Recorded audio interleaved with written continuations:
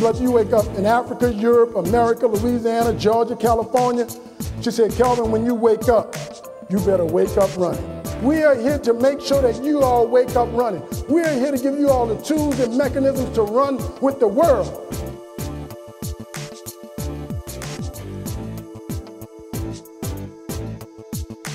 My daddy taught me as a man to always have a $100 bill on me. My daddy taught me that. My dad dropped out of school in the 8th grade to pick cotton. My mother went to state-approved Negro high school. Puffy Combs taught y'all more money? No, more money, more ignorant, more problems. You got problems because you're ignorant, not because you got money. Now you just got enough money for us to see how ignorant you are. My daddy taught me a man's supposed to always have a $100 bill on him. He said, because a $100 bill can get you into trouble, but a $100 bill definitely can get you out of trouble. He said, so son, whenever I see you, better have a $100 bill on you. Young man, one time I came home for Christmas, and my dad was like hiding in the closet. I walked through the door, he jumped out, he said, bam! He said, show it to me, son. I went, bam! Got you, daddy. Got you. He said, thank you. You learned the lesson, son, learned the lesson. A couple of years ago, young man, my dad was diagnosed with level 2 lung cancer, week before Hurricane Katrina. The Monday of Hurricane Katrina, he was supposed to have his treatment, but we had to evacuate. Took us 6 weeks to get him back in the system. By the time we got him back in the system, they couldn't re-diagnose him because the water destroyed all of his records. Took him 2 more weeks to re-diagnose him. By the time they re-diagnosed him, the cancer had spread to all over his body. This big old strong man who dropped out of school in the 8th grade and raised 6 children and sent all of them to college. In the aftermath of Hurricane Katrina, lost his business, he lost his house, and eventually he lost his life. But after Hurricane Katrina, he moved in with me. And young men, I thank God I had done something with my life such that when this imperfect man needed me, I was able to be there for, I'm going to say that again, young man. I thank God I had done something with my life such that when this imperfect man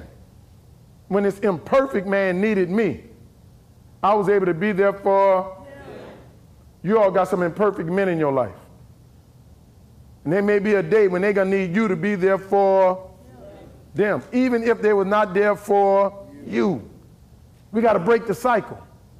He was able to move in with me. And I'm running around trying to rebuild my community, and he in the corner with his oxygen mask on. And one night I came home, and I looked in the corner. Mr. Howard, I saw my daddy's lips moving, and I went over to him. He said, son? I said, yes, Daddy. He said, son? I said, yes, Daddy. He said, show it to me.